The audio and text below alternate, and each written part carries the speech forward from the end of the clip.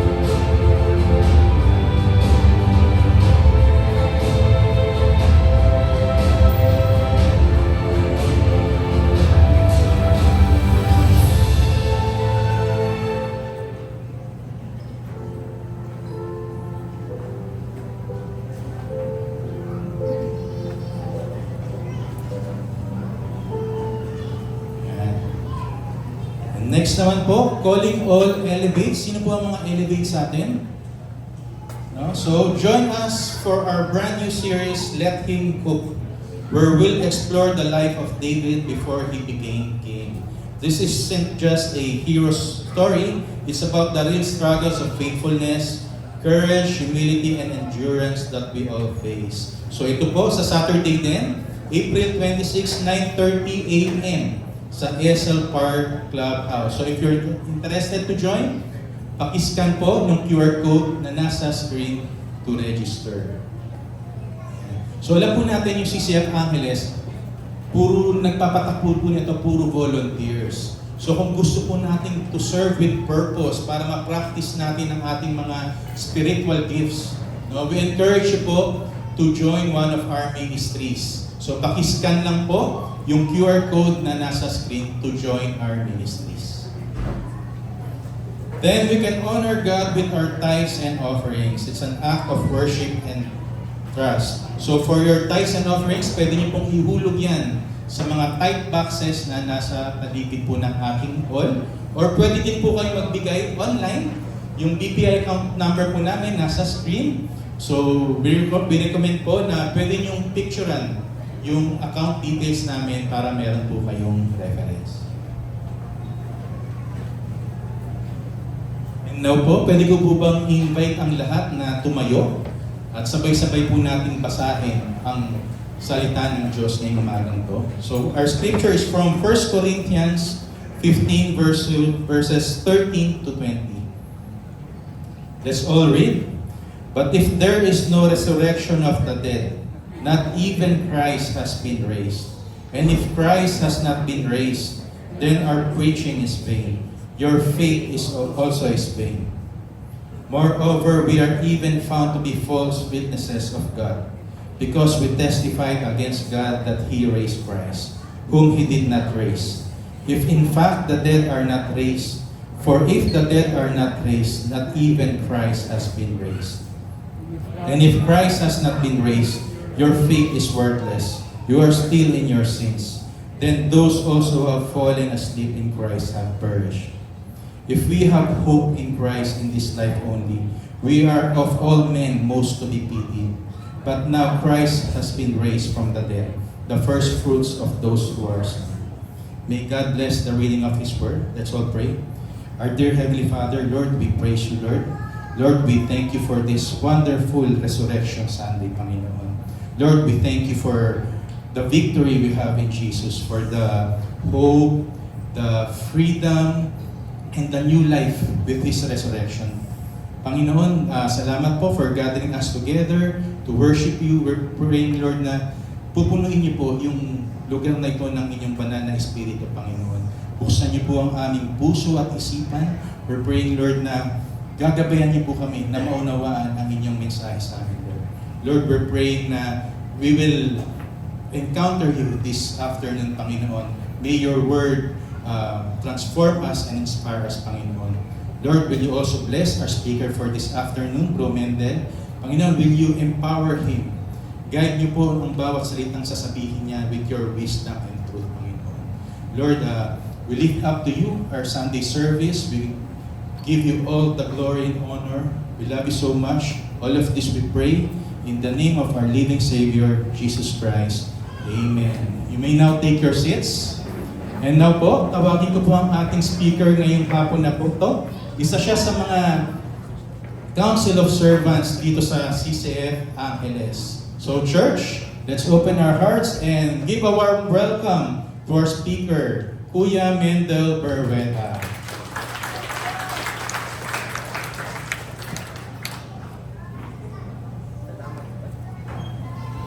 Salamat po, Tito Nimrod.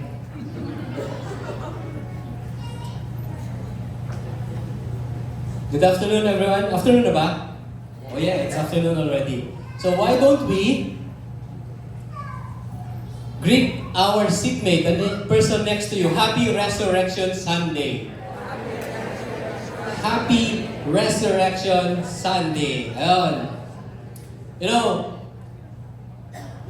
the whole Christian community is celebrating Resurrection Sunday. And I remember nung nag-work po kami abroad, yung mga foreigners na katrabaho namin, they always greet us, kasi alam nila Christian ako.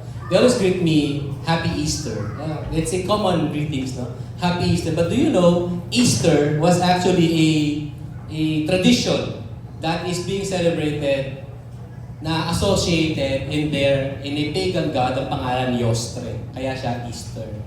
And this pagan god is the god na sinasamba nila kapag yung about fertility, new beginnings, and about spring. And then later on, it was associated with the whole Christian community because of the new beginning. Yung resurrection of Jesus Christ is the new beginning. So, I propose that it's proper for us because we're not celebrating Resurrection Sunday as a celebration of candies and eggs and bunnies, di ba? We're celebrating Resurrection Sunday because of the resurrection of our Lord Jesus Christ. Once again, let's greet each other. Happy Resurrection Sunday. Happy Resurrection Sunday. It is proper to greet everyone like that, no? Happy Resurrection Sunday.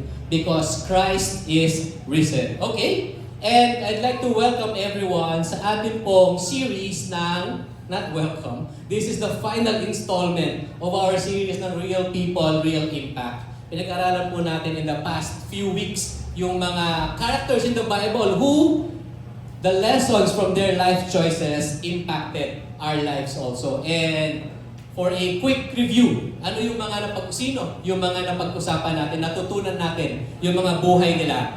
Ito, para meron tayong summary. Few weeks, we started with Daniel. Ano yung life choice niya? It was about no compromise, right? And how does that apply to us? We need to live constantly by God's standard and for His glory. Yun yung naging buhay ni Daniel eh. And then second, si Zacchaeus, yung tax collector na kasing laki ko. Short guy. Ano yung naging life choice niya? Is seek Jesus. And how does that apply to us? It's surrender to Jesus yung buhay natin. And then we experience breakthrough. And then there's Judah and Judas also. Napag-aralan din natin yan. It's about Judah, yung true repentance, and yung application sa atin is to go back to God and let Him redeem our life. And then Esther, one of the books that I really love in the Bible is the book of Esther. Ang buhay niya, naging life choice niya is trust and obey. And ang application sa atin is to multiply God's favor through obedience, faith, and wisdom, because we all know yung buhay ni Esther was anchored to that God is sovereign, He is in control, na plan niya na lahat bago pa man po natin maisip. And then last week, it's about Samson, the strong man. But what was the life choice of Samson? It was self-indulgence. And how do we apply this sa buhay natin? We do the opposite. We need to practice self-control. And now, we will study another character in the Bible as we are now at the end of our series. At papalitan ko daw po ang microphone ko. Thank you, Bro Brian. Si Bro Brian po ang ating ministry head ng Live Broad. Praise God. By the way, I'd like to appreciate ang ating Exalt Ministry where you moved doon sa ating praise and worship kanina. I'd like to appreciate also our Live Broad, ang ating po mga ushering, yung mga nag-greet sa inyo, pagpasok nyo dito. Sila po yung mga nagwagwapuhan at nagagandahang ushering ministry. Okay.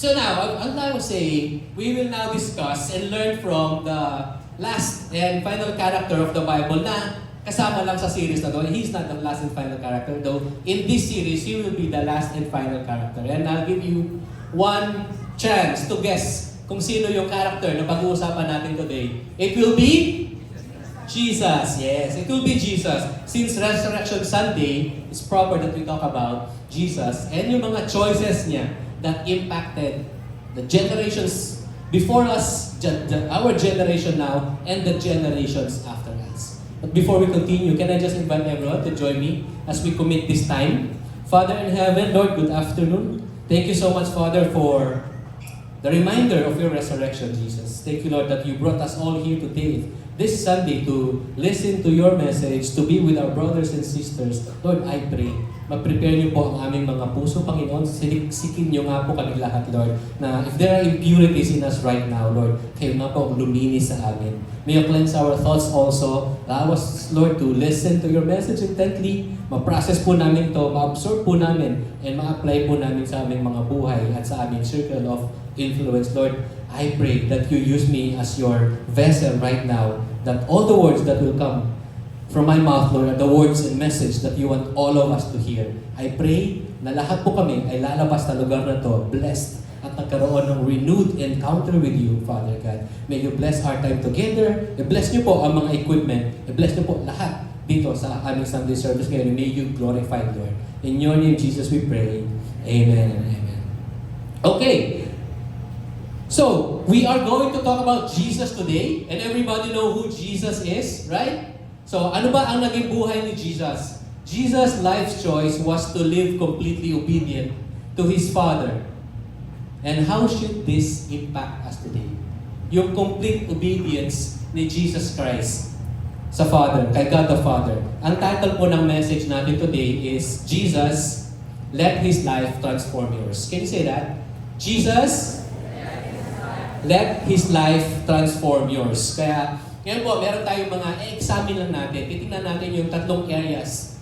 Three areas in the life of Jesus Christ which involve His life choices. Nag-involve yung mga choices niya sa buhay niya, and we will determine kung ano yung magiging proper response natin sa mga life choices ng ating Panginoong Jesus. And really, you will be amazed how the Bible details all this, and not just in the form of the books of the New Testament. Also, we learn it from the books of the Old Testament years before the New Testament, and it's essential for us to understand kung ano yung mga nangyari in the past, in the time of Jesus, and how will all of this impact us today. Kaya nga po, ngayong araw, I'd like to request to please pay attention kasi marami po tayong babasahing mga passages, and all of these are related to the life of Jesus Christ and His choices. So, umpisan po natin our message today.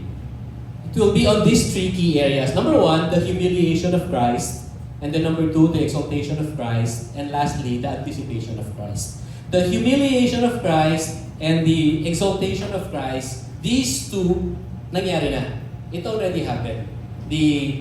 Remember, when Christ was humiliated during the crucifixion and all that, and then we will talk about all of them in a little while. Tapos yung exaltation of Jesus Christ, when He was resurrected, and then the anticipation of Jesus Christ, this one, hindi pa ito nagaganap. We are all excitingly waiting in anticipation for the coming of our Lord. Kaya let's discuss the first one, the humiliation of Jesus Christ. It is about the life that He chose to live and about the death that He chose to die. Can you choose the kind of death kung paano ka mamamatay? You cannot.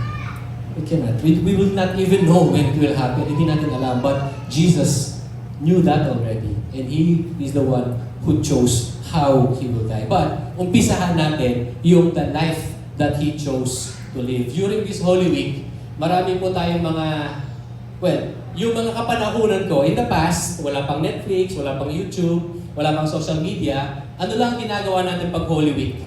Sa bahay lang, nanonood ng mga films about Jesus Christ, yung life niya until He was crucified, di ba? Yun yung mga pinapanood natin before. And we saw on those films how Jesus was humiliated. Correct? How was Jesus humiliated? He was humiliated when they beat Him up, when they were whipping Him, nung gumawa sila ng crown of thorns, tapos sinaksak nila sa ulo niya hanggang sa pumasok sa balat niya, hanggang sa magdugo, hanggang sa umagos yung dugo sa mukha niya.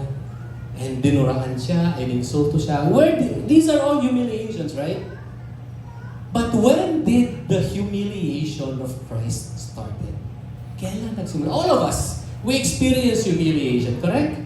We experience humiliation in any forms that we will understand, and sometimes we don't even understand in different types of magnitude. But we know when that happened.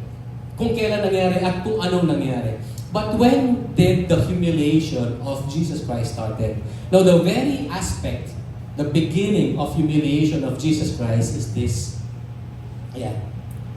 It began when the King took the form of a man, His birth, and the mere fact that He came into this world as a baby, the way He did, it already speaks volumes about the life choice of Jesus Christ. Remember, we all know that He is the King. But then He chose to enter our world as a baby, a weak, dependent baby. Diba? So that's one humiliation. You're a king. Bakit ka papasok at darating as a weak, small, dependent baby? And look at one prophecy about His birth. By the way, yung ating pong first point, I have about 20 slides for the first point. Medyo mahaba siya ng konti, so bear with me. Let's read Isaiah 7 verse 14. Therefore, the Lord Himself will give you a sign. Behold, a virgin will be with a child and bear a son. Look at this. Meron ng mga unthinkable things during the inception a prophecy of our Savior.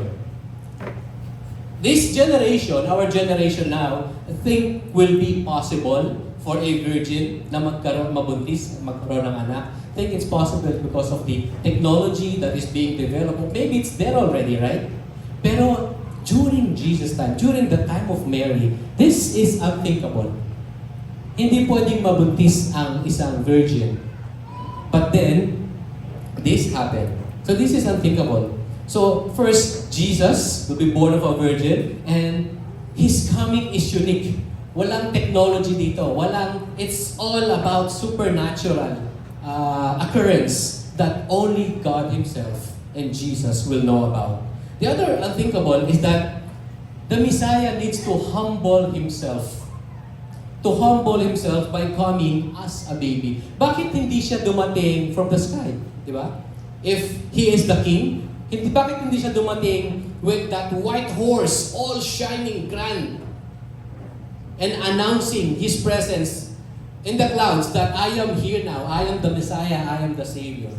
Bakit kinuha niya yung form ng isang baby? So that's something that's unthinkable. The other thing is, she will call His name Emmanuel. Ano ibig sabihin ng Emmanuel?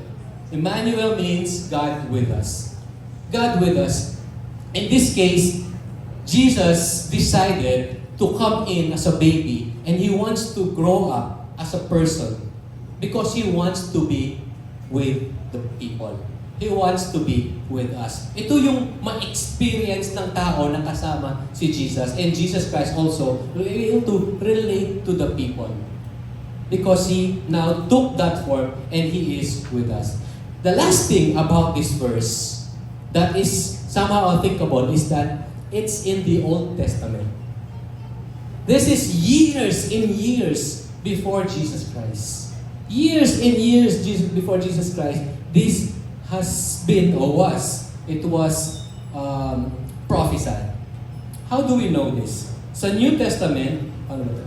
Sa New Testament, in Hebrews, let's look at this. Hebrews 10:5-7. Therefore, when He comes into the world, He says, sacrifice and offering you have not desired, but a body you have prepared for me. Take note of that. In whole burnt offerings and sacrifices for sin you have taken no pleasure. Then I said, behold, I have come to do your will, O God. Excuse me.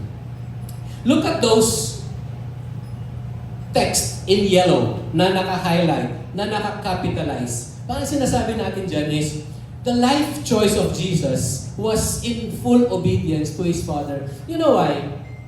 Here, people sin. Remember the tradition before, when they sin, they get an animal, burn it, sacrifice, clear of sin. And then the cycle continues. Sin, get an animal, burn, sacrifice.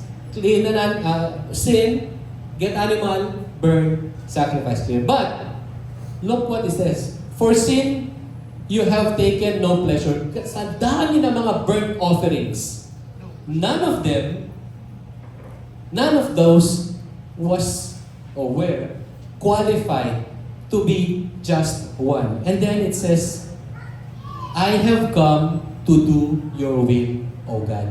Meaning, sa dinami-dami ng mga burnt offerings na ginawa nila in the past, sa mga equivalent sa sin, kung ano yung sin mo, ito yung offer mo. Burn it as a sacrifice to clear you of that sin. None of those were qualified. In fact, some people may say, bakit si Jesus?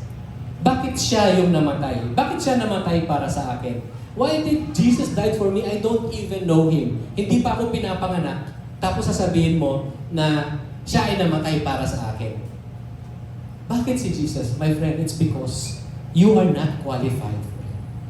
Only Jesus is qualified to give up Himself as an offering, as a sacrifice for all of our sins. Remember, every sin, ang equivalent niya is death. And we cannot die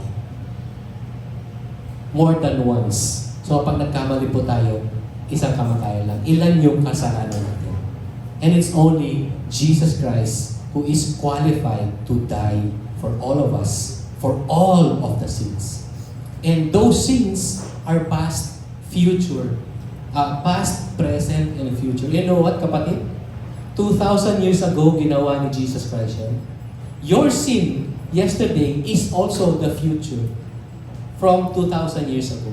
Your sin today is future from 2,000 years ago.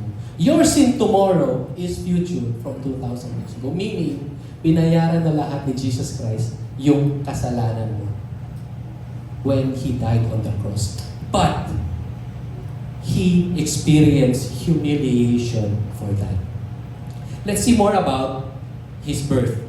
In the book of Luke, chapter 2, verse 4-5, si Joseph is, let's say, his adoptive father. Kasi hindi niya naman biological father si Joseph, di ba? So his adoptive father, Joseph, also went up from Galilee, from the city of Nazareth to Judea, to the city of David, which is called Bethlehem, because he was of the house of the family of David. Note, in order to register along with Mary, who was engaged to him and was with child. It is during this time that the law was changed. Ang sinasabi na kung nasaan ka mang lupalop ng mundo nakatira ngayon, pero kung ang lineage mo ay nandito, taga rito ka, kailangan mong bumalik dito para mag-register. And because he is in the house, in the family of David, nasa Nazareth siya noon, kinailangan nilang mag-travel pabalik ng Bethlehem to register.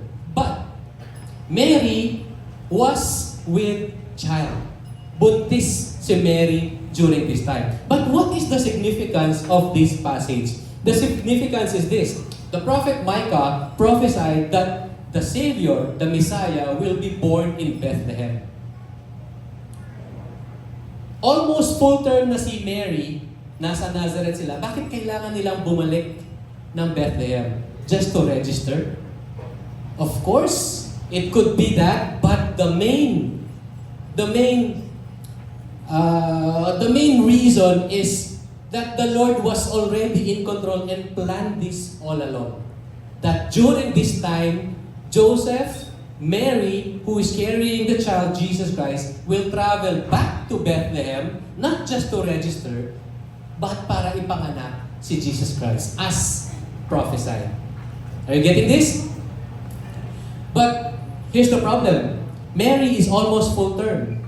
And Nazareth to Bethlehem is about 90 miles. You think it's safe para sa isang buntis na almost full term na mag-travel ng ganong kalayo? Wala pa pong Maxim nun. Wala pang Grab, wala pang car. So, they were using their foot, probably a donkey with them. And as we see in the pictures, nakaupo ng donkey si Mary as they traveled. But did she really rode the donkey from Nazareth to Bethlehem?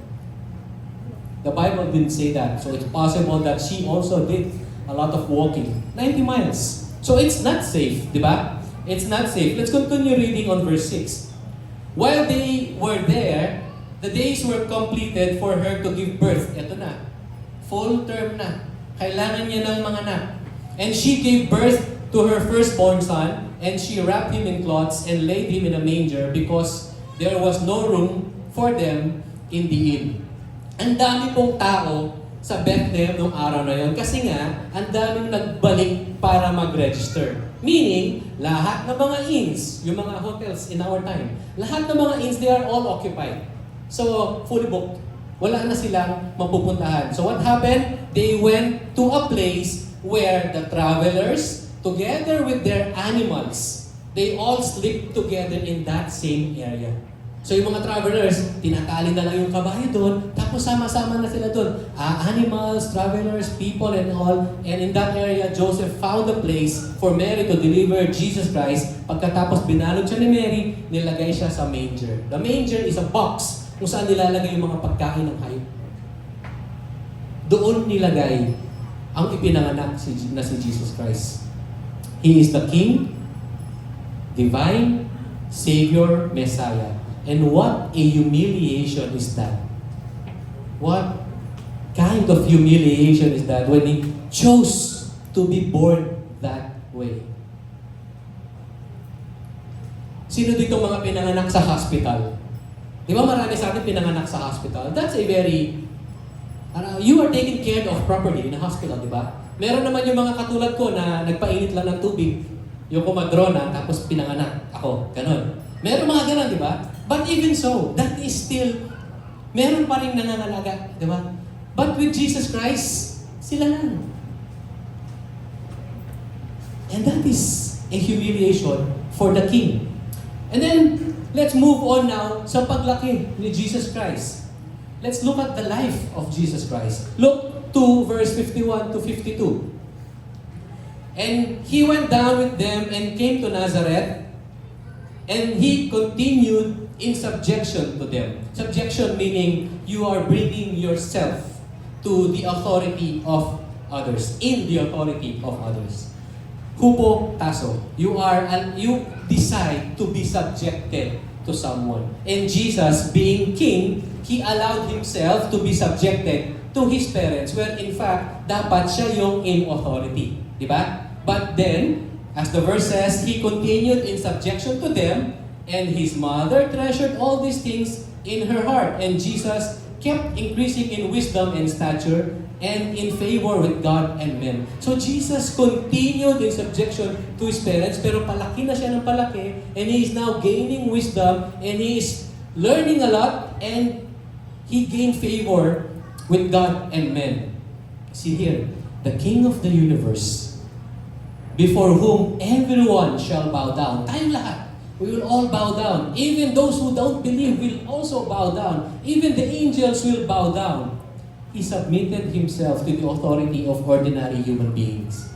And not just to His parents, to the authority in the government, mga leaders sa lugar nila. He subjected Himself.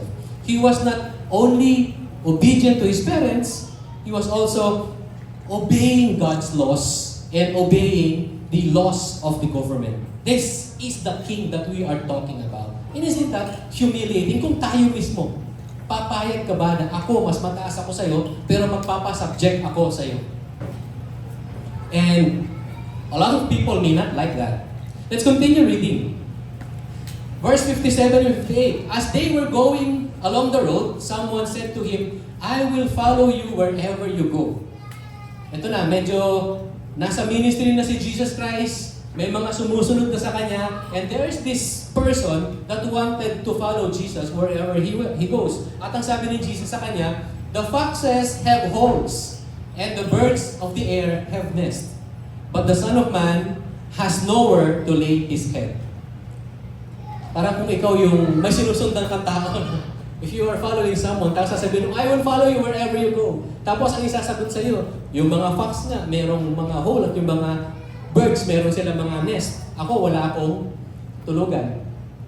Parang ano yung iisipin? Well, Jesus is actually saying here na He is homeless. But He was homeless by choice.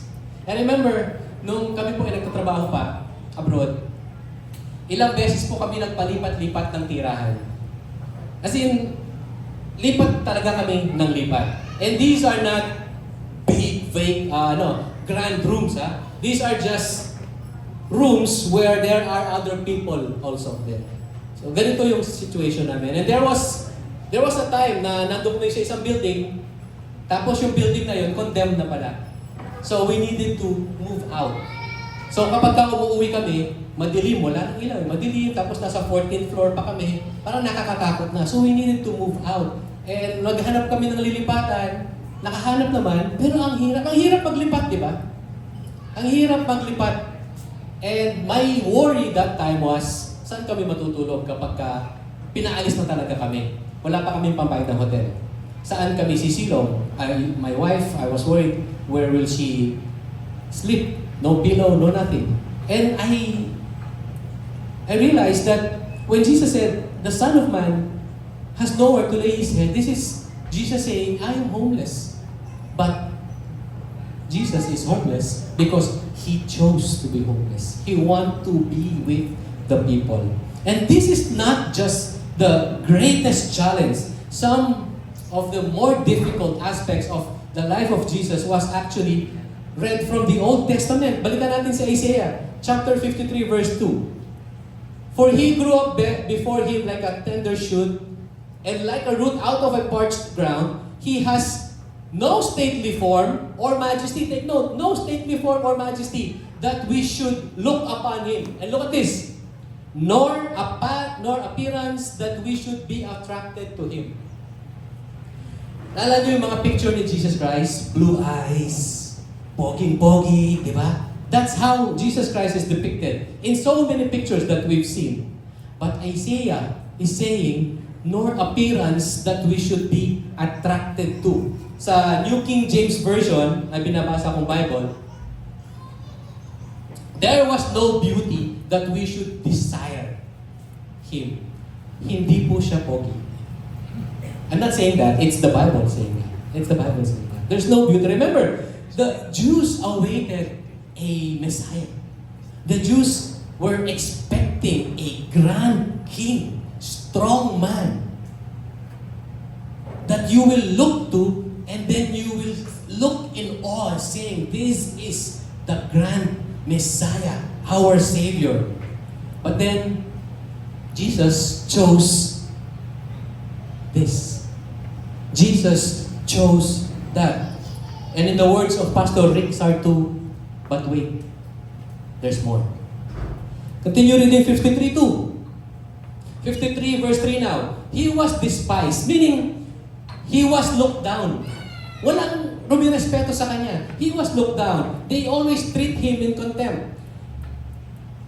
Forsaken of men, a man of sorrows, and acquainted with grief, and like one from whom men hide their face. Ibig sabihin, walang gustong tumingin sa Kanya.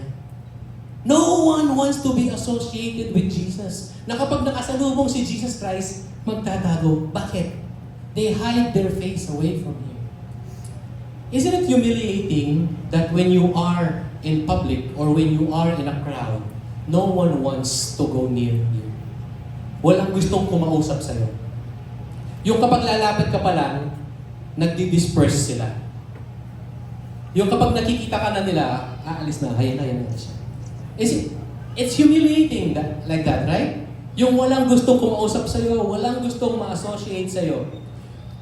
You know, Jesus was humiliated and suffered simply by taking the form of a man. And like one from whom men hide their face, he was despised, and we did not esteem him.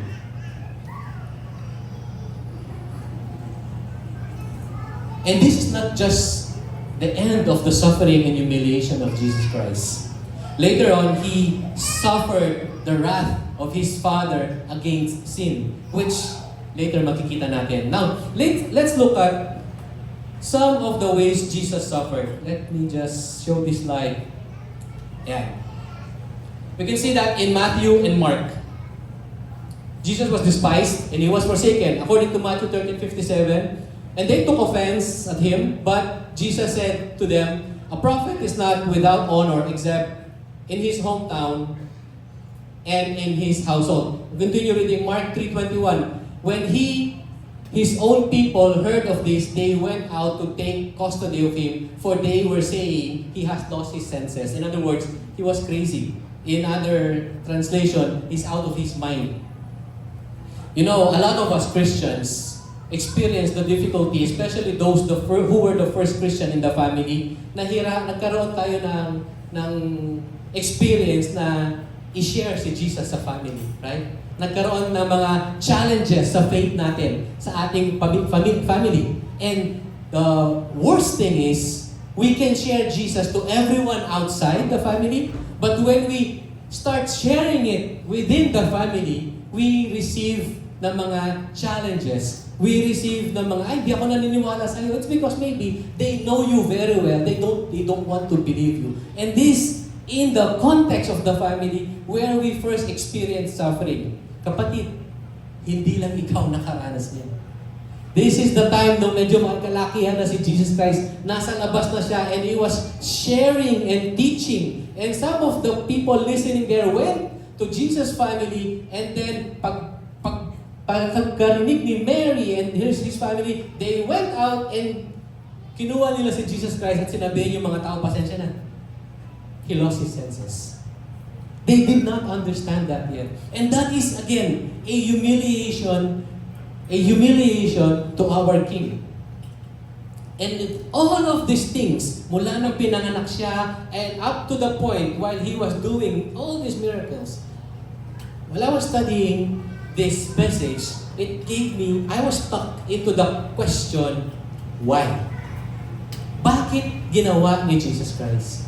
Bakit niya hinayaang pumasok o pumunta sa ating mundo ng baby na maliit, na mahina, na kailangan ng mga magulang? Bakit hindi siya dumating with a grand entrance, with the entourage and all the armies of heaven? Bakit hindi ganun?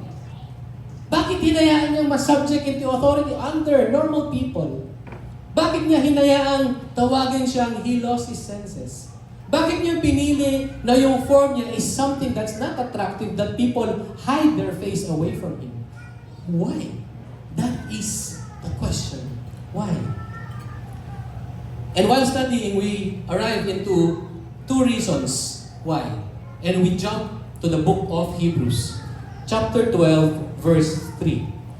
For consider Him who has endured such hostility by sinners against Himself, hostility against sinners, so that, this is the reason, so that you will not grow weary and lose heart.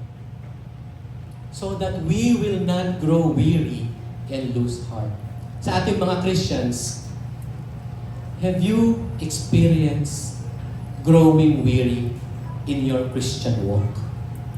Na-experience mo na ba to grow weary?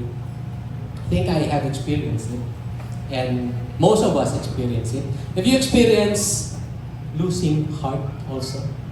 Because at times, as a Christians, you will encounter disappointments. You will encounter people challenging you.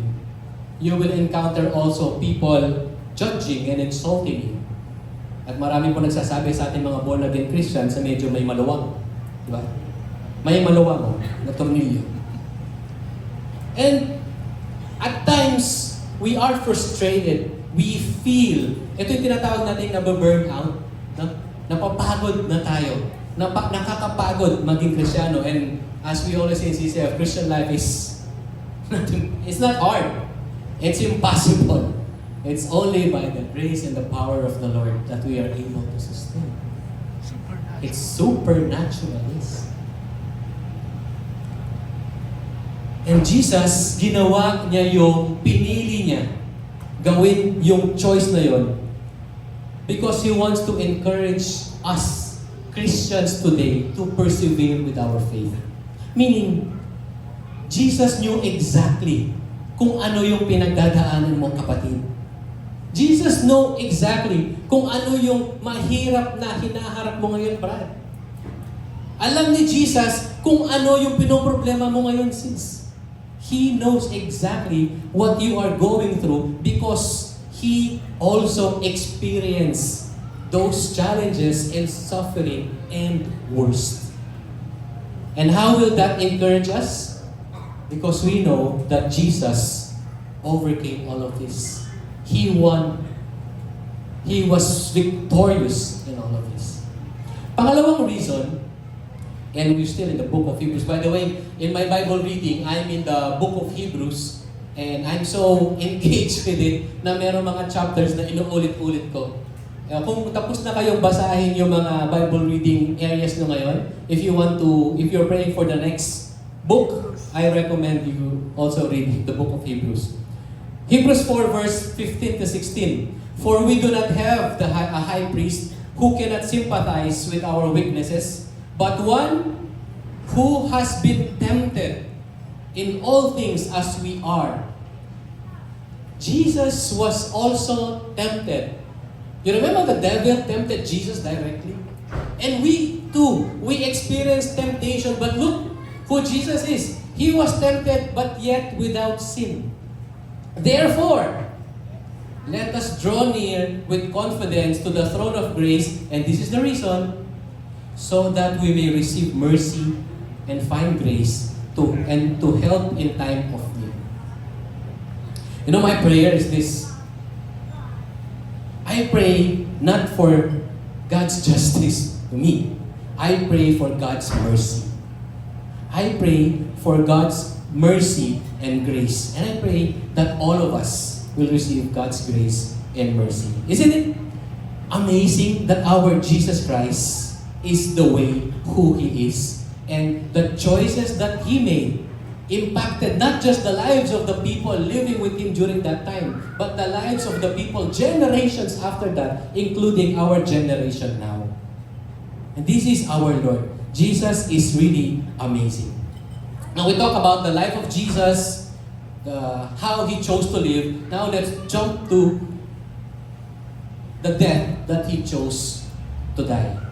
John 14 verses 48, then 49 to 53, then we jump to verse 53.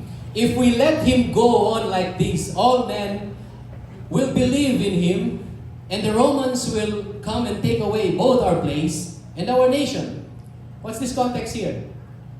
Jesus is already performing all these miracles and teaching people, healing the sick, raising the dead, casting out demons and bad spirits, and He is working everywhere in His missionary days in His ministry. But there are people following Him. At nakikita yung ginagawa niya. And these people, some of them, reporting. They go to the Pharisees and they're reporting, oh, alam niyo ba, si Jesus, ito may binuhay siyang patay. O alam niyo ba, si Jesus meron siyang pinagaling ng mga may sakit. And all of these things went to the Pharisees and they convened in a meeting. And this is what happened. Ito yung usapan. Pag hinayaan natin siya na ganito, and lahat ng tao paniwalaan niya kasama yung mga Romans, then they will come and they will take this place from us, including our nation. Yan yung usapan. Kaya, one of them, pangalan niya si Caiaphas, who was a high priest that year. Sabi niya, he said to them, it is expedient for you. Expedient meaning it's practical, it's convenient, it's not proper or it's not morally correct, but it is convenient and practical. So he said, it's expedient, mas convenient, mas practical sa atin na sa atin na that a man die for the people, and that the whole nation not perish. Kaya mula nun, verse 53, so from that day on, they planned together to kill him. They started plotting strategies to kill Jesus Christ. Why?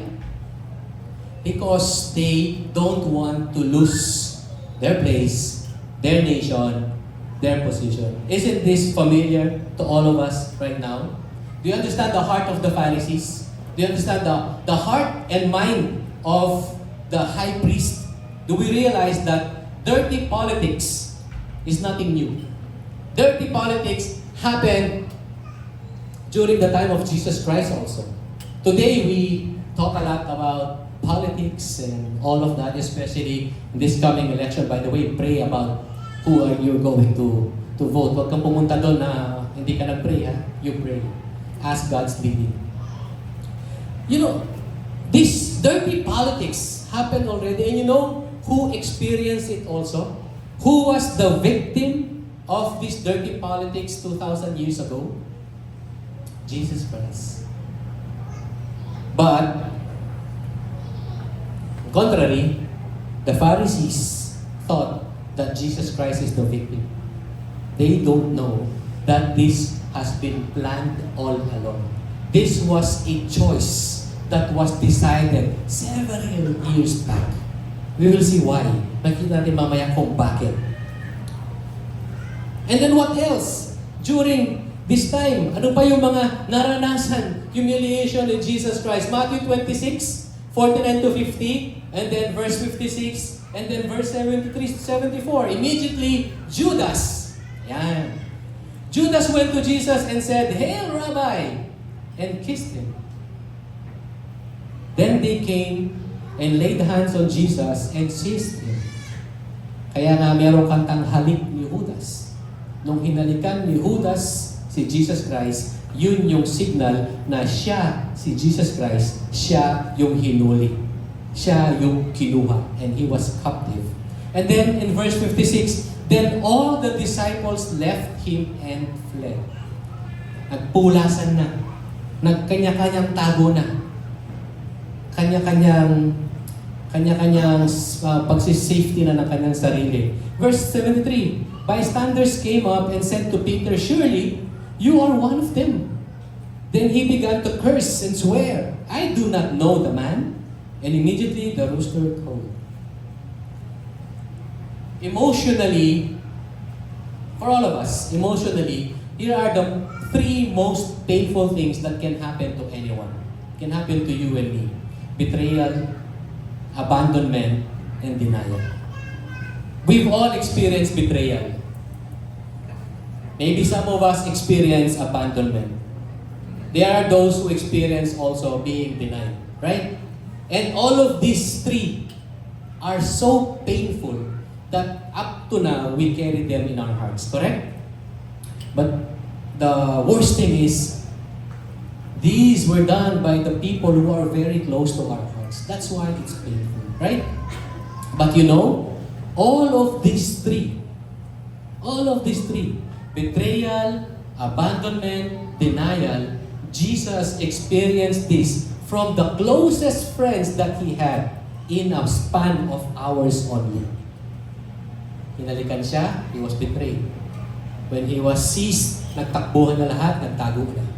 And then, one person was approached and that person denied Him. And this is just in a span of hours. Isn't that painful? Painful, right? And now, if we say that it is painful, let us look at the climax of the humiliation of Jesus Christ. But most of the time, we read them in the book of the Gospels, right? We can see the humiliations of Jesus Christ, how He was treated in the book of the Gospels. But for today, we will look at these from the Old Testament. Years before. And this will amaze you. the way how it amazed me while studying the message. You see, Psalm 22 is an amazing chapter in the Bible. It is so graphic and accurate about the suffering of Jesus Christ. And even if it was written by King David, maybe thousands of years before Jesus' death. And if we look at Psalm 22 verse 1, 7 and 8, verse 1, it says, my God, why have you forsaken me? Does that sound familiar? That sound familiar? Who said that in the New Testament? Jesus. He also said these words, my God, why have you forsaken me? And then look at verse 8. Commit yourself to the Lord.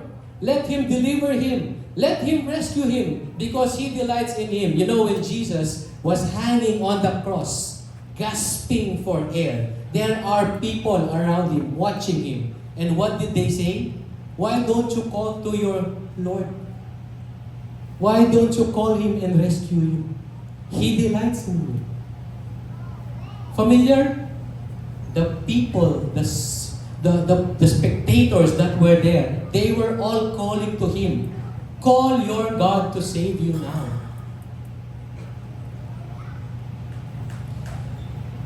And if we move to verse 16 and 18, for dogs were surrounded me. By the way, the dogs before, in biblical times, this passage is not referring to the dogs of today. Okay? The dogs of today are cute. You can see them in the malls with diapers and ribbons and nice clothing na naka-stroller. And I enjoy watching them really. Parang ang saya-saya nila, no? Sila yung mga masasayang pets because the owners are taking care of them. Right? But the these dogs that we're talking about here, they are not those cute dogs. This is the term used to describe evil people. These are the term used to describe evil people who persecute someone. That's why here, a band of evildoers has encompassed me. They pierced my hand and feet. They pierced my hand and feet. That sound familiar? What did they do to Jesus Christ?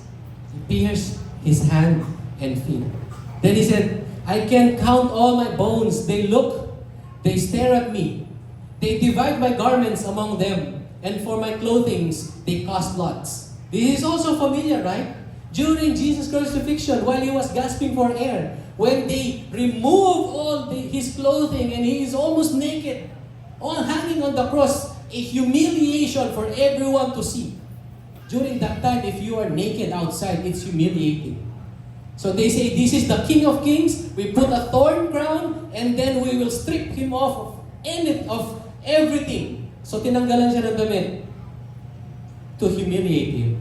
And while He was there, hanging on the cross, the guards were gambling and saying, let's throw lots kung kanino mapupunta yung damit. In the book of Psalm, that was mentioned already.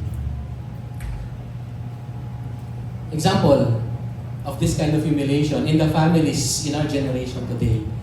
I encountered some people na yung parents nila nasa hospital, malubaha ang karamdaman, mayaman, tapos yung mga anak nandun sa labas, kanya-kanyang bitbit ng abogado kasi pinag-aawayan na nila kung paano yung hatian ng mana. This happens, right? And they take, sila magkakamag-anak, they demandahan, they take everybody to court. Why? Because they want everything for them. Or they want what they think they deserve. They want power, they want connection, they want influence. They want what will be left na hindi sila maagrabyado. Isn't that insulting to our parents kapag ganun ang ginawa natin? Buhay pa sila, nag-aaway-away na. Buti na lang kami magkapatid, wala kaming pag-aawayan. Kasi nabenta na naman. Kanya-kanya na. And this is insulting. This is humiliating. Na pinagpaparty-partihan nyo yung damit, yung tao nandyan lang. Pero pinagpaparty-partihan yung damit. That is humiliating. But there's, to me, the most amazing part in the book of Psalm, in chapter 22, is towards the end. on verse 30 to 31. And let's read this. 1, 2, 3, read. Posterity will serve him. It will be called of the Lord to the coming generation. They will come and will declare his righteousness to a people who will be born that he has performed it. Posterity meaning all future generations. All future generations of people. Ang sinasabi dyan, they will serve him. They will come and will declare his righteousness. Kaya nga, there are generations and generations and generations that the goodness and the free gift of salvation of the Lord, the gospel is being handed over to the generations to come because this is what we are called for. This is our mission. And look at this. He has performed it. In other translation, he has done it. In other words, it is finished. Isn't it amazing? Nasa book ng Psalm. Nasa book ng Psalm, bago pa mabuhay si Jesus Christ, nasa book ng Psalm na nakasulat na that He has performed it. He finished it. Natapos niya, nagawa niya. And even today, when we come to realize what He did 2,000 years ago, is not just for the consumption of the people who were living with Him during that time, it's also for all of us and the future generations to come. Posterity. And that, my friend, what we call paid in full. Tete lasta. Tete lasta. Paid in full. What does it mean to be paid in full? Ikaw ba pag may credit card ka, tapos meron ka binabayaran monthly sa installment sa credit card mo, and then kapag nabayaran mo na fully yung credit card mo, will you continue paying or you will stop paying? Of course, you will stop paying, right? Kasi nga, paid in full na. Bayad na. Sabi ni Jesus Christ, paid in full. Tapos na. It is done. Ano pa yung kailangan natin gawin? Wala na. Hindi na natin kailangan saktan yung mga katawan natin. Dahil hindi kulang yung ginawa ni Jesus Christ. It was paid in full. I remember, in 2008, nung bago-bago pa lang kami sa abroad, I took a loan pambili ng parcel of land dito sa Pilipinas to invest. And then pagkabili, syempre binayaran ko. Pagkabili, binabayaran mo yung installment. After some time, may tinatawag silang top up. May tatawag sa'yo, Sir, your loan is almost over. You want to top up. Okay. So magta-top up ka ngayon. Madadagdagan yung loan mo, marirecompute yung installment mo, pero hahaba yung term ng pagbabayad. Eh kaya lang, syempre, I was enticed. So I took that loan. And then after some time, I took another top up. This time, para patayo yung bahay. Kasi kailangan na namin patayo yung bahay. And because of that, humaba ng humaba yung pagstay ko doon. 2015, we prayed and then we decided na uuwi na yung family for good here in the Philippines. And then I had to stay kasi meron akong loan na kailangang bayaran. Mahirap kasi takbuhan, baka habulin. Diba? So, I stayed, paid the loan, and it took me about 4 years more para mabayaran yung loan. And you know, on my last installment, sa last installment ko, nung diniduct na siya sa aking bank account and I saw it was deducted, tapos tinignan ko yung loan balance, it's 0. The next day, I went to the bank. Tapos kinausap ko yung bank representative and while sitting there, sabi niya sa akin, your loan is finished, it's good to take another loan. Ganyan sila ganyan sila mag-engganyo. You can take another loan and I give you a good deal, very good deal, only for you. Di ba? Ganun sila. But then, we talked about it already, na-decision na namin ni Mrs. Yan. So I said, I'm not taking this loan, can you please give me a non-liability certificate? This is a letter saying na wala na akong pagkakautang sa bangko. So, ginawa niya yung non-liability certificate, sinulat niya, I don't have any loan anymore, blah blah blah, nakasulat na doon. Habang tinitingnan ko siya, nilalapag niya yung papel sa lamesa at pinipirmahan niya. Inaantay kong ilagay niya yung stamp. Ganun kasi doon kailangan niya may stamp. Pagkalagay niya ng stamp, pa! I felt a certain weight on my shoulder just magically disappeared. Nung binigay niya sa akin yung paper, I was holding it, pero hindi ako nagpahalatang masaya. I was holding it. I was nonchalant. Thank you. Then naglakad ako. Pagbukas ng pinto ng bangko, the first step ng paa ko, pagsara ng pinto sa likod ko, sumigaw ako ng freedom! And the people around me were looking. May siraulo na namang Pilipino. You know why? Because that way, yung pagkakautang ko, wala na. Tapos na. Stamp. Paid in full. That was a financial debt. Our debt was paid in full by Jesus Christ. Our sins were paid off already. You are paid in full. Sabi mo sa katabi mo, you are paid in full. Tapos sumagot ka, enjoy the freedom. We are free, di ba? We are free because of Jesus Christ. We are free because of the death and resurrection of Jesus Christ. We are paid in full. So how are we going to respond? Let's yield to humility. In the humiliation of Jesus Christ, let's yield also to humility to humble ourselves and trust Him alone for forgiveness and salvation. That we will subject ourselves to Jesus Christ. Receive Him as our Savior, Master, and Lord because He already paid us all up. All we have to do is accept Him as Lord and Savior. Question: have you done that so far? Have you sincerely, wholeheartedly, and truthfully given up yourself, surrendered yourself to Jesus Christ? Think about it. Did you surrender your life to Jesus Christ because everybody else is doing it? Why not do it also? Did you surrender your life to Jesus Christ because yung nililigawan mo para ma-impress? Or did you surrender your life to Jesus Christ because you experience Him and know Him and you want to have an intimate relationship with Him? You want Him to be your Lord, Master, and Savior and surrender your life fully to Him.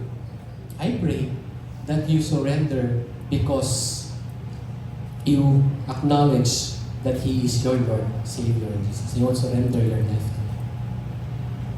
Pangalawa, the exaltation of Jesus Christ. The exaltation of Christ. The exaltation of Christ is about the glory that He displayed when He chose to rise from the dead.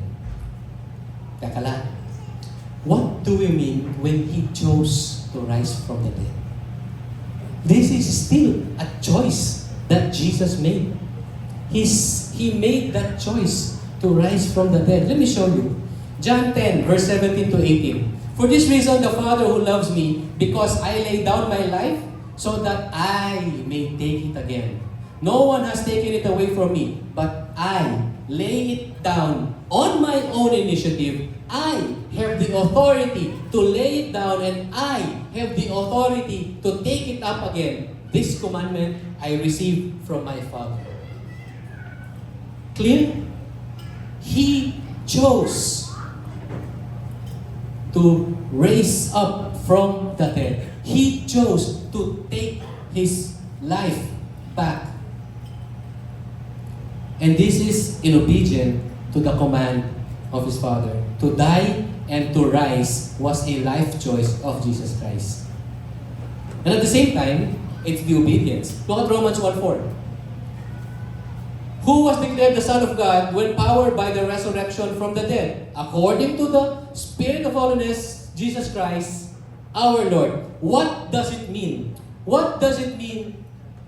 Jesus did all the miracles, right? He healed the sick. He raised someone from the dead. He commanded nature, made the waves calm and the wind stop, and He was casting demons in. He did all of those things, miracles. It was still the resurrection of Jesus Christ certify that He is indeed our Jesus, the Lord. He is indeed our Lord. He is indeed our God. And that's how important the resurrection is. It's also important for you and me. Come to think of it, if the resurrection did not happen, what happens to our faith? Years and years ago, there was this reporter who reported that they discovered the bones of Jesus Christ. I think I was in high school that time. They reported that the bones of Jesus Christ was discovered. And when you analyze, if He was indeed resurrected, went up to heaven, why are there bones? Diba? And the time was no social media, no Facebook, and that's how you make viral that time. And of course, this was a fallacy. It ended that the proof were not true. So wala silang mapatunayan. It's important for you and me because the implication, if Jesus indeed did not rise from the dead, then our faith is in vain. Look at what Apostle Paul said in 1 Corinthians 15 verses 13 to 15. But if these are negative passage coming from Apostle Paul, but he was just saying, kung mangyayari ito, kung ito yung nangyari. Look, if there is no resurrection of the dead, not even Christ has been raised. And if Christ has not been raised, then our preaching is in vain. Ibig sabihin, yung sinasabi ko po ngayon dito, worthless. Yung mga sinasabi ng mga pastors, they don't mean anything. Because there's no resurrection. If there's resurrection, then they are important for all of us. Your faith is also in vain. Kayo po, na pumunta dito, na nanggaling pa sa malayong lugar, namasahe ka, naggas ka, nag-spend ka ng oras, nag-spend ka ng tubig, syempre naligo ka, di ba? Nag-spend ka ng tubig, nag-spend ka ng sabon, mamaya kakain pa kayo, naggastos-gastos ka, time and all, but your faith is also in vain if the resurrection of Jesus Christ did not happen. Moreover, we are even found to be false witnesses of God because we testified against God that He raised Christ, whom He did not raise, if in fact the dead are not raised. Ibig sabihin, we are not telling the truth. We are false witnesses. Mga kiyaw-kiyaw lang daw tayo, mariteses. No basis if the resurrection did not happen. But wait, there's more. Corinthians 15, 16, 20. For if the dead are not raised, not even Christ has been raised. And if Christ has not been raised, your faith is worthless. And we are still in our sins.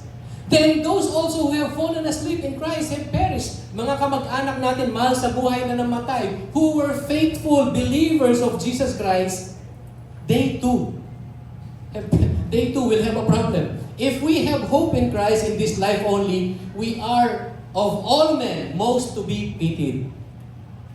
Imagine may dala kang gospel tract, tapos sinishare mo. Tapos yung gospel tract na pala ngayon, na yun is walang basis, walang katotohanan. What does that make you? What does that make us? Liars, right? Without the resurrection of Jesus Christ. I like the last verse in this passage. The first word says, but. But now, Christ has been raised from the dead. The first fruits of who are asleep. Ibig sabihin, sabi niya, kung hindi nabuhay maguli ang ating Panginoong Yesus, lahat ng ito ay worthless. Lahat na pinaniniwalaan natin, hindi totoo. Lahat yun, kawawa tayo. Pero, sabi niya, Christ was resurrected. Christ was raised from the dead. And He, the first fruit to those of who were asleep. First fruit, siya yung una na naka-experience, raised from the dead, to experience it all, to receive the imperishable, the body na hindi magkakasakit. In the presence of the Lord, enjoying every time You know, we call Christ as the first fruit because He was the first to be resurrected, and someday we will follow. Someday we will follow. I pray that all of us here, including the families that we represent, we will all follow. Now, having seen the negative argument of the Apostle Paul, why don't we look at the positive side of that argument and let's enumerate it, because Christ is indeed risen. Therefore, our preaching is of eternal value. Our faith is priceless. We are, all of us, are eyewitnesses of the grace of God. Our sins are all forgiven. Our departed loved ones are enjoying Jesus. Imagine they are enjoying Jesus right now.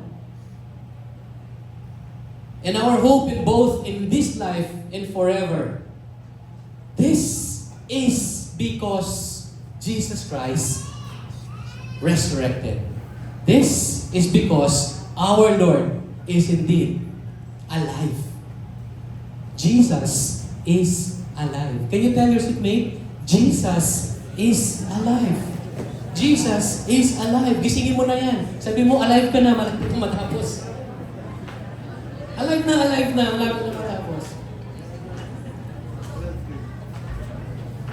Let's compare Jesus' humiliation and exaltation before we move to the third point. Just to summarize where we are at the moment. Humiliation, He was born in a manger. But when He was exalted, He's seated at the right hand of God. He was mocked by the King of Jews. He was mocked as King of Jews. Then He is crowned as King of Kings. That's His exaltation. He was stripped of dignity. Remember I said kanina?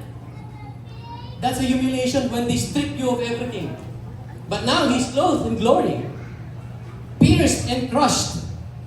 Raised. And now in His glorified body. If you come to think of it, when they were beating up Jesus Christ, His body was not just pierced, He was crushed. He was crushed. He endured all of that. But when He was exalted, raised and glorified, He was buried in a borrowed tomb. Hinirap lang yun. Borrowed tomb from Joseph of Arimathea. But now, He is risen to eternal authority. Now, what will be our response in the exaltation of Jesus Christ? We need to endure in faith. We know that Jesus endured it all already. We know that Jesus experienced it all. Now, our response is to live a new life in Him and for Him. Yun ang kailangan natin gawin. If we read on 2 Corinthians 5 verse 14 to 15, for the love of Christ controls us, having concluded this, that one died for all. Therefore all died, and He died for all, so that they who live might no longer live for themselves, but for Him who died and rose again in their behalf. Now, let us reflect. If we truly call ourselves followers of Jesus Christ, and are we genuinely and consistently living our lives for others and for God? Or are we living our lives for ourselves pa rin? Remember, if we have Jesus, we experience transformed life, diba? And if indeed Jesus is in us, we follow what Jesus wants us to do. Love our neighbors. So we live now, not just for ourselves. We live for others and for God. And ourselves last. Are you in that stage at the moment? I pray that we follow Jesus Christ. I pray that we follow what He did. Humility, love, and compassion. Point number 3. It will come. The anticipation of Christ. The anticipation of Christ. Teka lang, dumidikit na kasi at lumalabas yung pagiging Ilonggo. I'm from Bacolod. The anticipation of Christ. This is us. This is us now. We are anticipating the coming of Christ. And not just anticipating, like just waiting. We are excitingly waiting. Do you experience waiting excitingly for someone to come back? Right?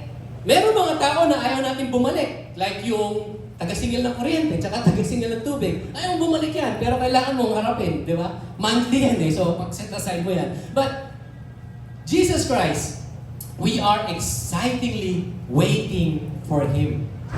Because Christ is also anticipating His return. Like, marami na po kaming naatinan ng mga kasal. Alam niyo ba, yung bride, sobrang excited siya sa kasal niya. Pero at the same time, excited din yung group sa araw na yun. Like Jesus. We are excited for Him to return. He is also excited to return. So as we wait in anticipation, know that Jesus is also excited and waiting in anticipation. You remember last Sunday, we call it the Palm Sunday, right? Palm Sunday. When Jesus entered and He was riding what? A donkey, right? He was riding a donkey. What does a donkey look like? That's a donkey. Well, actually, those are donkeys. Dalawa sila eh. Do you know, just a trivia, do you know that donkeys are the only animals that have a cross on the back? The only animals that have somewhat a cross in the back. Some may be not symmetrical, but you can recognize that it's a cross. And I looked at a lot of pictures of donkeys. Oh, there indeed, they have this. What does it mean? Maybe it doesn't mean anything. Maybe. But do you know that during the time of the kings, they ride donkeys when they enter, when they are bringing peace. They ride horses when they are at war. When Jesus entered, He was riding a donkey because He is bringing peace. He is offering peace. Jesus did not went in royal splendor. He went in low and in humility. And every detail was sovereignly scripted because it was all for the fulfillment of the prophecy. And as He entered riding a donkey, He will return. He will come back, not riding a donkey, but riding in great, grand, shining Savior of us all. The anticipation of Christ is about the future we await because Jesus is coming back. Tell your seatmate, Jesus is coming back. Be excited. Here's the question. What do you think? I keep on asking myself about this. Ano kaya yung ginagawa ko pag dumating si Jesus? Tanungin mo rin yung sarili mo, kapatid. Brad, tanungin mo yung sarili mo. Ano kaya yung ginagawa mo pag dumating si Jesus Christ? What would you be doing? Are you waiting for 77777 and then ka-ching! Tapos dumating si Jesus Christ? What would you be doing? Huh? Imagine, Jesus is coming very soon. That's why I encourage everyone, live for God. Live for Jesus. Because you can count on it. Jesus is coming back. In Matthew 25:31, Jesus speaking. He's saying, "But when the Son of Man comes in His glory, and all the angels with Him, then He will sit on His glorious throne." And then the angels spoke. Sabi, this Jesus who has been taken up from you into the heaven will come in just the same way as you have watched Him go into heaven. Babalik siya. Kung paano nakita nila si Jesus Christ, all 500 plus pairs of eyes saw Jesus going to the heaven, will also see Jesus come back. If the resurrection did not happen, why do we have more than 500 witnesses? Why did the disciples suffer a gruesome death if the resurrection did not happen? Peter was on the cross upside down. He was hung upside down. Yung iba, sinaksak, pinugutan ng ulo si Apostle Paul. Diba? Meron pa yung nilublob sa mainit at kumukulong mantika. If what you believe is true,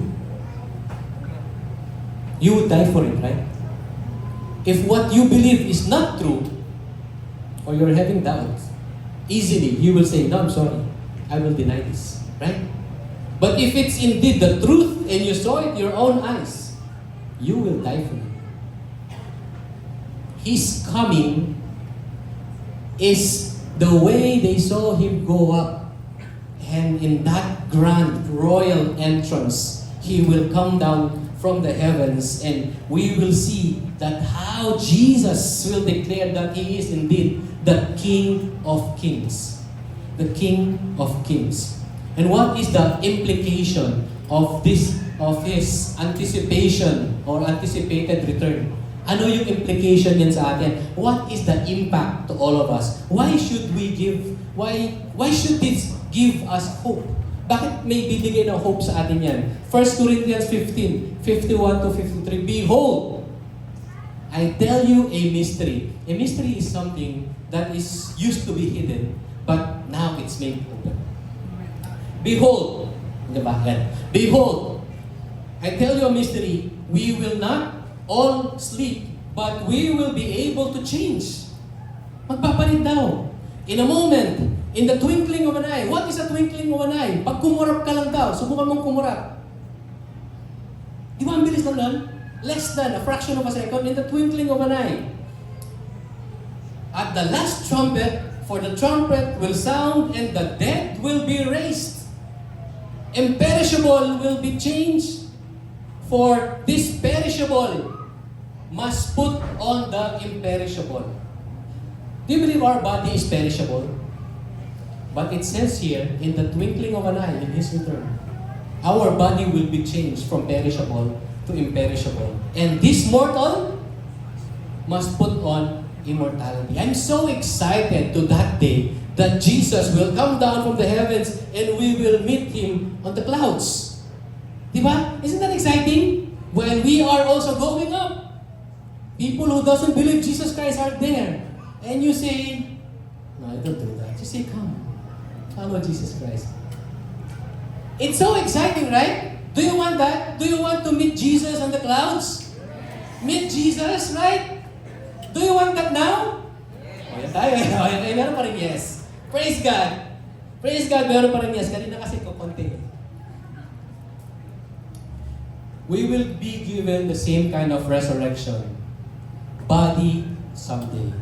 The same as Jesus was the first fruit. So, why is the resurrection give us hope? Because it is our eternal destiny. It is our eternal destiny. The second reason has to do with the work of Jesus while He was still on earth. Let's read on Corinthians 15. Corinthians 15 verse 58. Therefore, my beloved brethren, be steadfast, immovable, always abounding in the work of the Lord, knowing that your toil is not in vain in the Lord, knowing that your labor is not in vain in the Lord, knowing that your work is not in vain in the Lord. Therefore, our response to the anticipation of the return of Christ is this. We need to live in hope. We need to invest our lives in what counts for eternity. So everything we do should be now heaven-bound.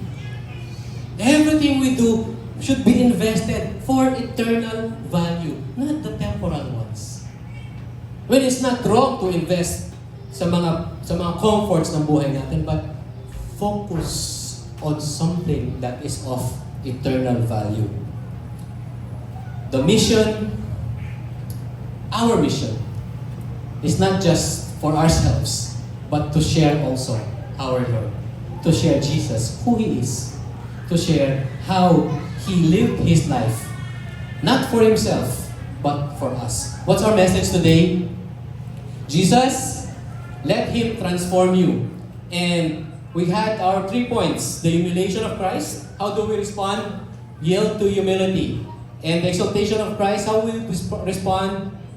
Endure in faith. And the last one, anticipation of Christ, live in hope. As I end, I'd like to share this story of two Moravian missionaries.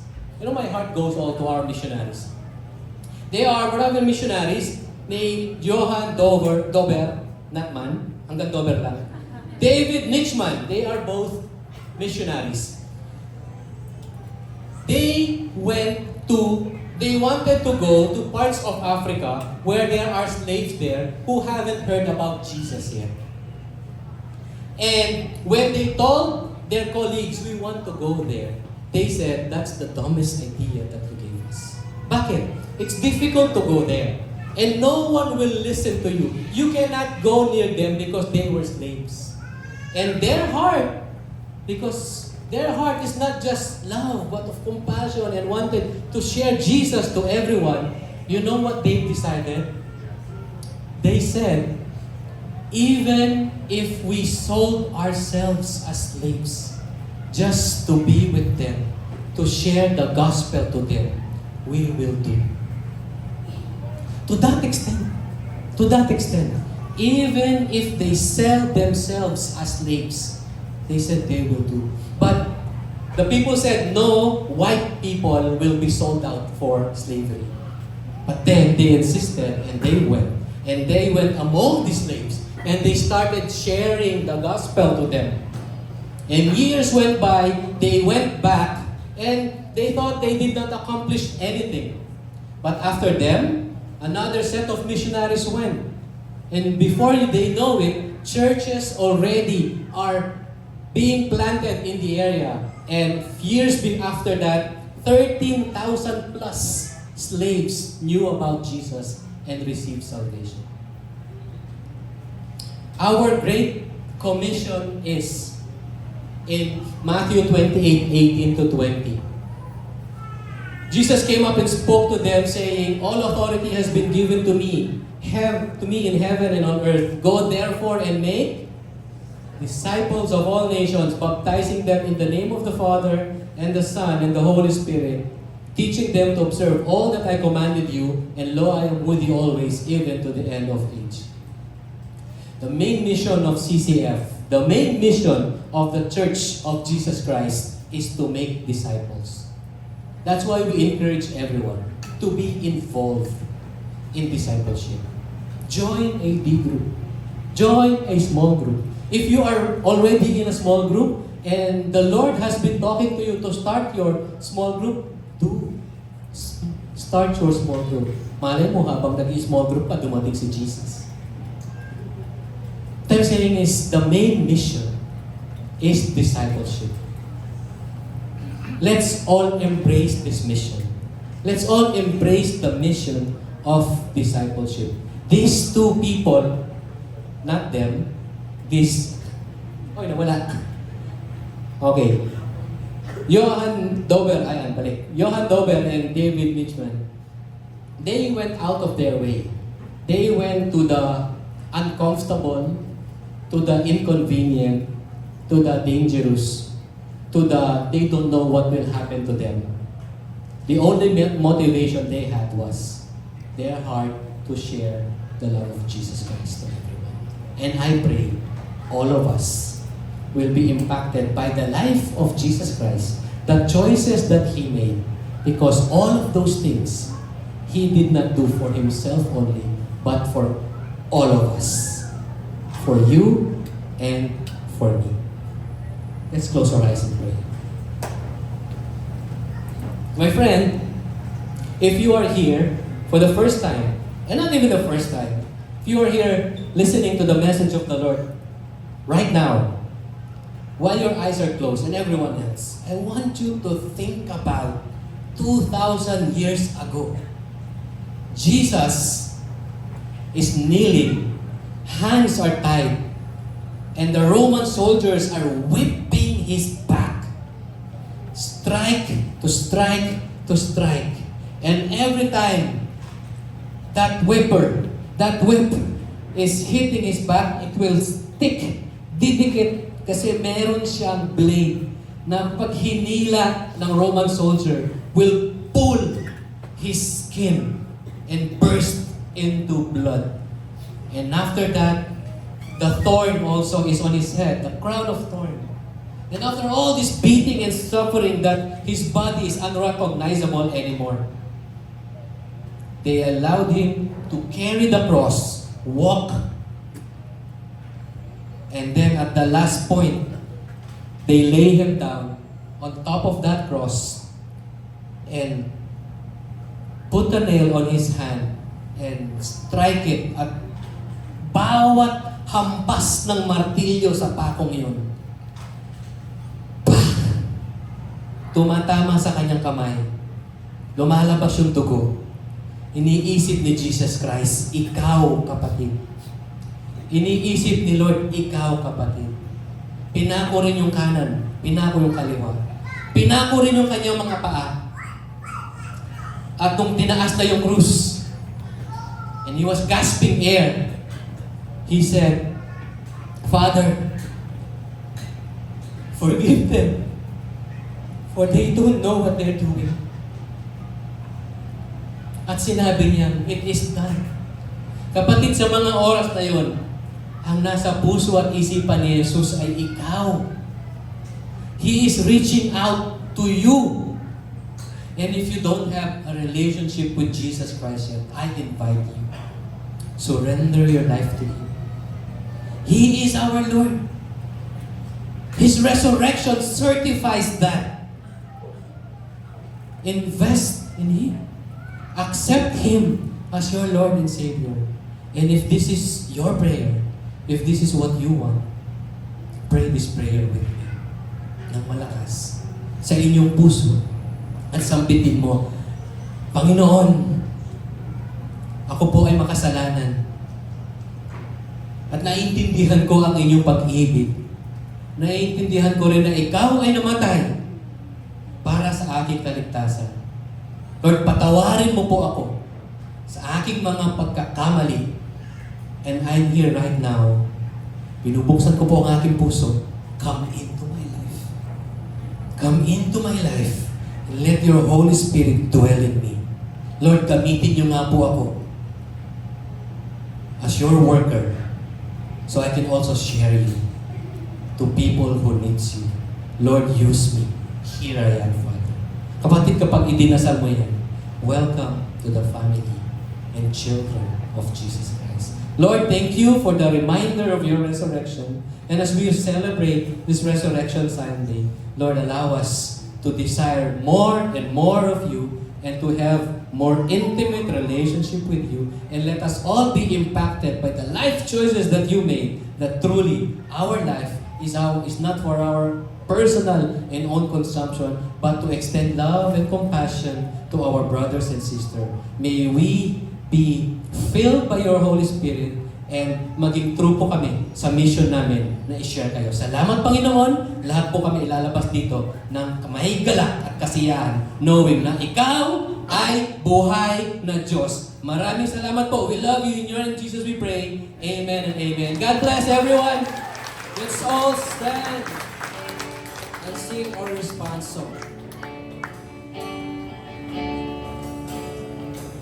In the morning, let's seal the promise.